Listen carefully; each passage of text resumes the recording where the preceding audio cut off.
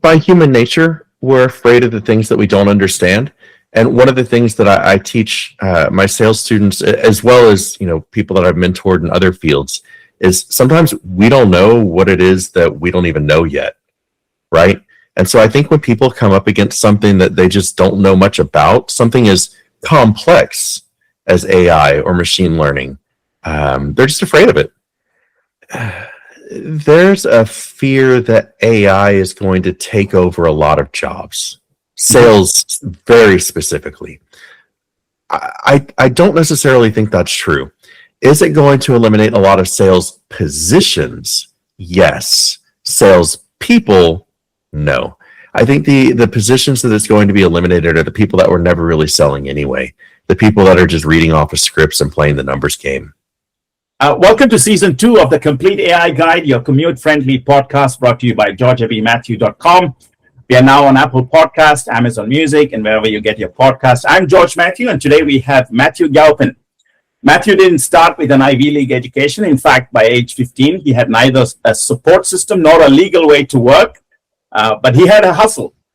From selling steaks door to door to leading clinical research teams at the world's busiest trauma center, all without a degree, Matthew mastered one truth: sales is a learnable skill. He since sold everything from vacuums to SaaS solutions and built clinical software and businesses around it from the ground up. And he now runs a cutting-edge sales school focused on teaching anyone from beginners to pros how to close high-ticket sales and deals, negotiate like a pro, and build unshakable charisma. More than a sales coach, he's a mindset mentor, a tactical trainer, a battle-tested leader who's walked the talk. Matthew, welcome to the Complete AI Guide podcast. Thank you so much for having me, George. People resist change, especially when it comes to new things. AI is one of the new things and the new shiny tool that's on everyone's radar. What makes people resist change, even when it clearly benefits them? By human nature, we're afraid of the things that we don't understand. And one of the things that I teach my sales students, as well as people that I've mentored in other fields, is sometimes we don't know what it is that we don't even know yet, right? And so I think when people come up against something that they just don't know much about, something as complex as AI or machine learning, they're just afraid of it. And of course, everyone talks about AI as a technology problem. Why do you see it as a persuasion problem? Really, I think that AI is overused, and a lot of times it's used the wrong way. From my experience, I found that AI is most powerful when it's used in conjunction with humans as opposed to replacing them. There's a few things that AI is really good at and a few things that AI will never be good at, right? So, some of the places where AI absolutely fails would be, reading subtext. AI can analyze the words, but it can't detect when somebody says yes, but really means like, I'm just trying to be polite. Like, that's a tonal micro shift that only humans can catch. They're also not good at dynamic brain control, authentic rapport under scrutiny, ethical persuasion versus manipulation. There's a few different things, but I would say that where it wins would be like pre-call research automation, right? So if you wanted to use AI to kind of give you the background of the people that you're talking to as you're logging onto the call, it's a beautiful solution. And also the pain to go through the change. Would you say the turns and the twists and the patience you need to sometimes make things work? Yeah, and sometimes it's just about trusting the AI. Like, you may not have a problem with using it, but you don't know if you can trust whether the answers or the things that it's generating are things that you can depend on or not. There are. If you take an organization, there are different types of people that you would encounter. There will be the evangelists who would be like, up and running, promoting. Let's try that. Even if it fails initially, that's fine. People like myself who want to always give a second chance to technology or any new trend. And then there are natives who are comfortable having grown with the technology themselves. Then the data scientists, people who know how to code in Python, and the techies. And then there are the migrants who would, have initial skepticism, but willing to adopt in the long run. And then there are people who are clearly rebels. They don't want anything to do with the change, and they resist it to the core from the beginning, right? And each of those groups within organizations influence transformation in one way or the other. So I'm just wondering, from your perspective, do you see one or the other? Is that, all of those behaviors being kind of confronting you when you actually try to make a sale or try to influence people to buy new solutions? I do see all of those. And one of the things that I've come across that I think may be counterintuitive or counterproductive to implementing AI is you have a lot of people out there like the evangelists who are very eager to use it in every way possible, even ways that may not have been, battle tested, for instance, or maybe taking those implementations just a little too quick.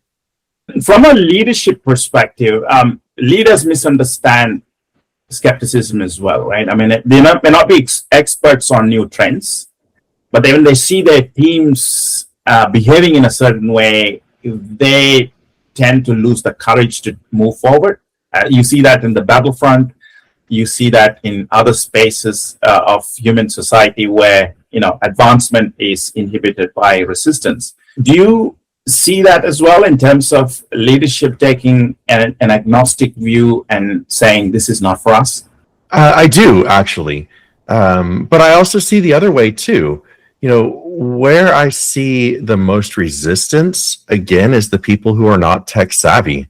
Like if you go into academia, for instance, and you're talking in the medical school, they're not going to know a whole lot about how to implement and use AI in their day-to-day lives or in their work schedules, right? You also use a lot of neuroscience-based techniques in your sales, training, coaching, as well as in your own life experience.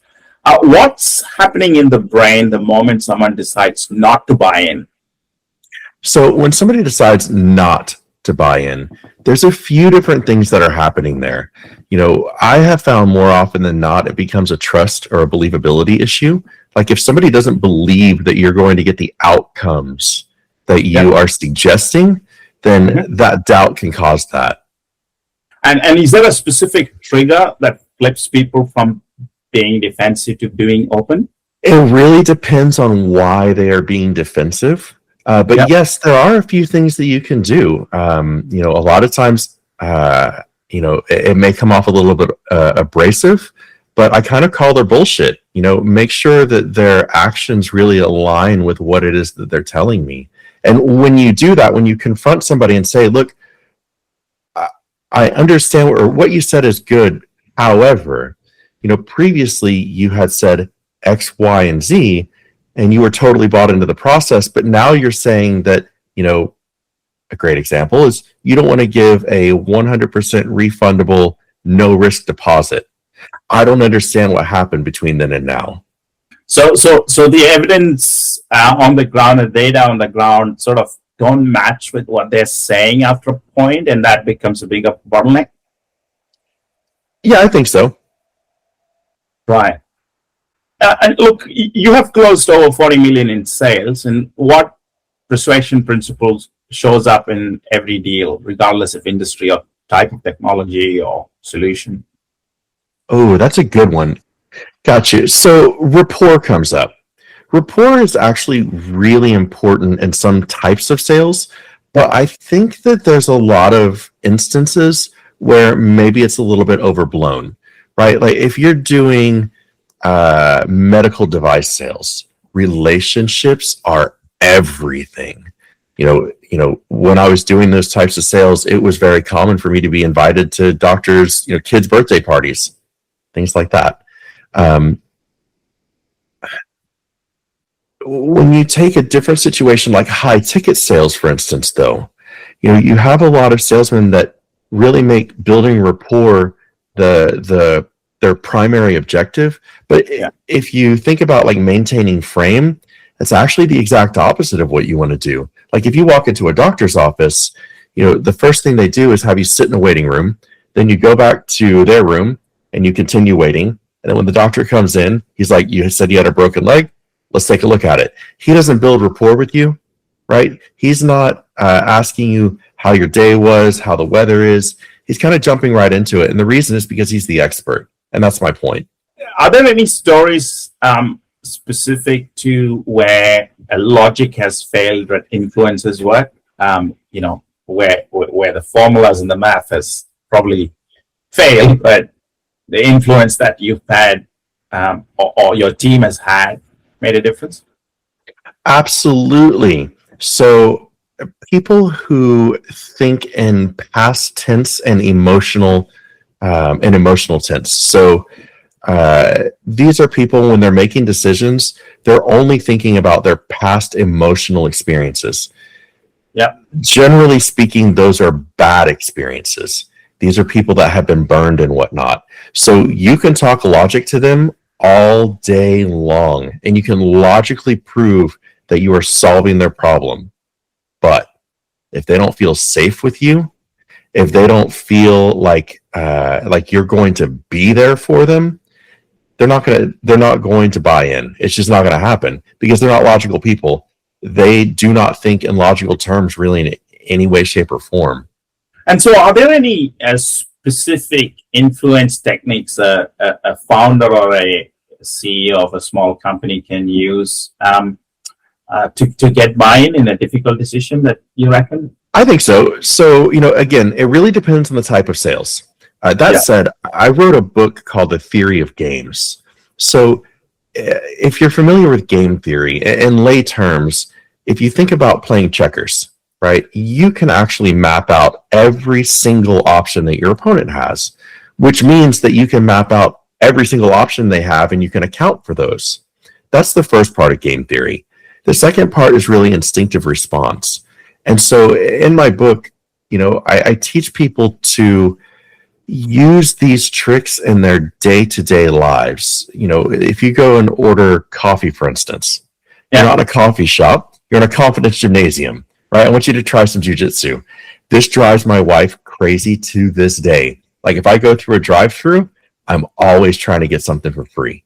Now I do really well for myself. I don't need anything free, right? So if they give me food, I give it to the homeless guy, or what I usually try to get is the toy out of the kids' meal, right? Yeah. It has nothing to do with me getting something free. It has everything to do with the sale.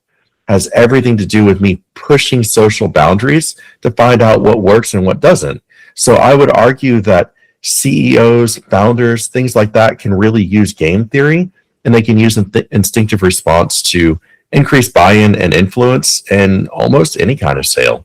Is there a line between that you cross between when you're persuading someone where it crosses into manipulation?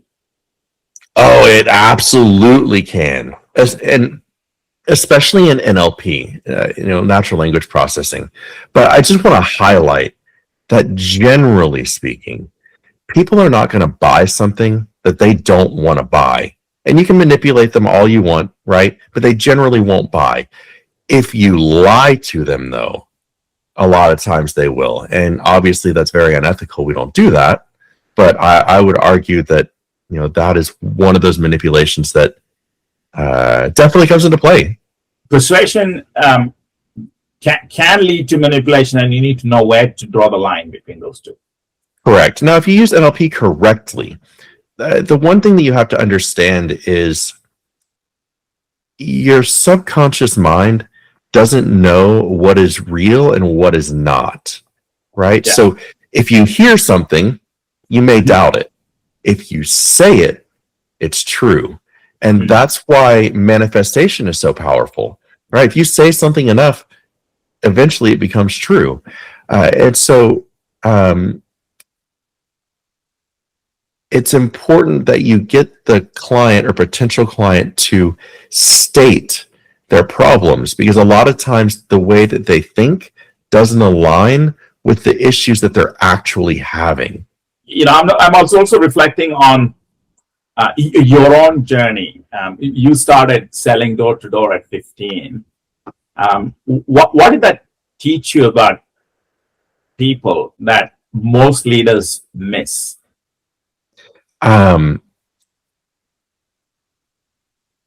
That's a really good question.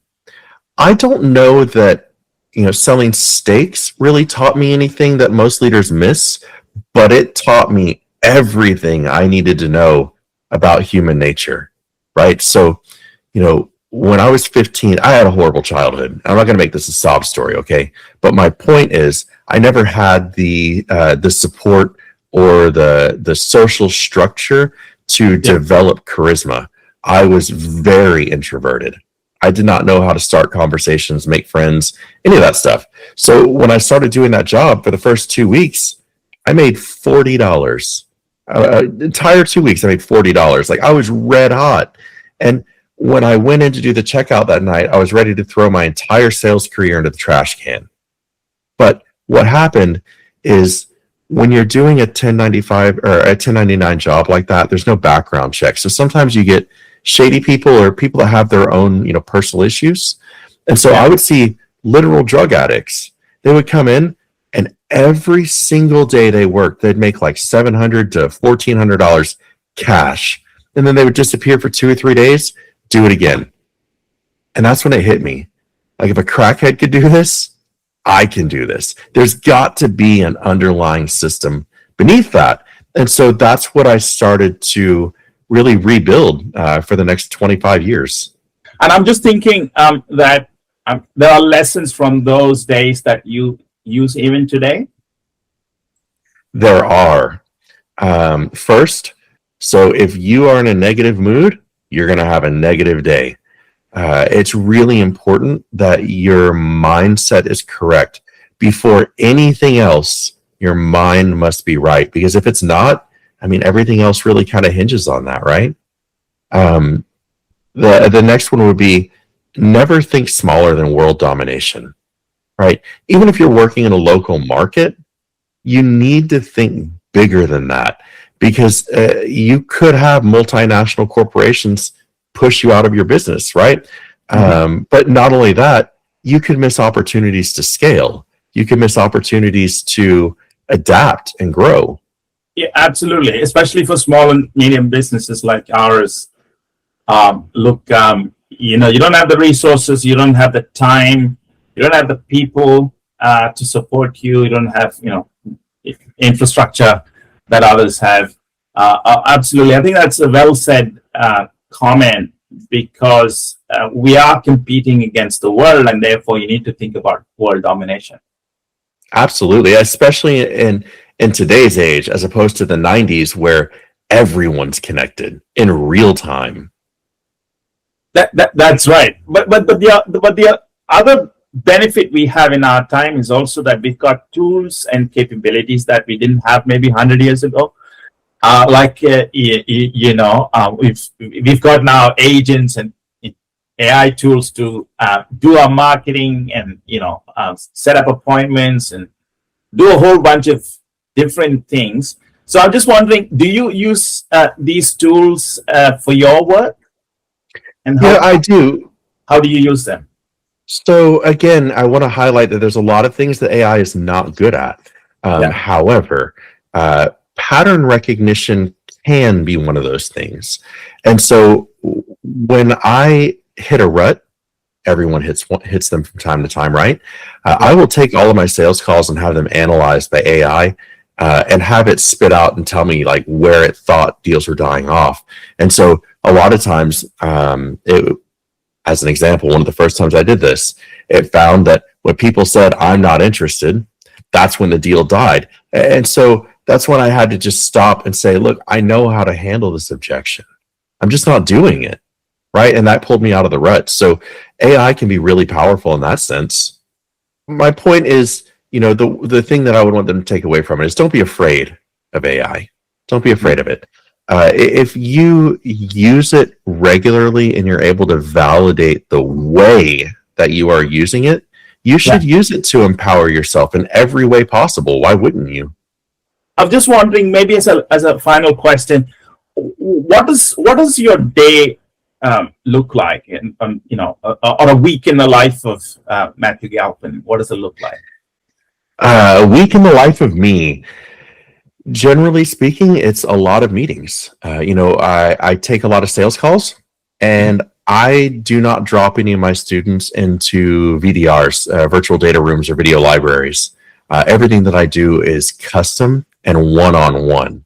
So if I enroll a client, I'm actually meeting with them 1 to 2 times a week. So generally speaking, my calendar stays pretty packed. I have a very limited amount of people that I can actually take on. Right. And these are all face-to-face conversations, or they're online, or a mix of both? These are all, they're virtual, but they are face-to-face. They're definitely face-to-face. Thank you, Matthew, for your time today. What's the best way for our audience to reach out to you?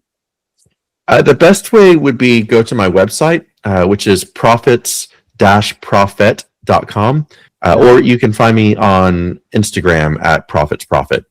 Thank you, Matthew, for your time today. Thank you so much. That's all we have time for on the Complete AI Guide podcast. Thank you for joining us today, and we hope you can join us for our next episode. And until then, don't forget to like, follow, share, and subscribe. Goodbye for now.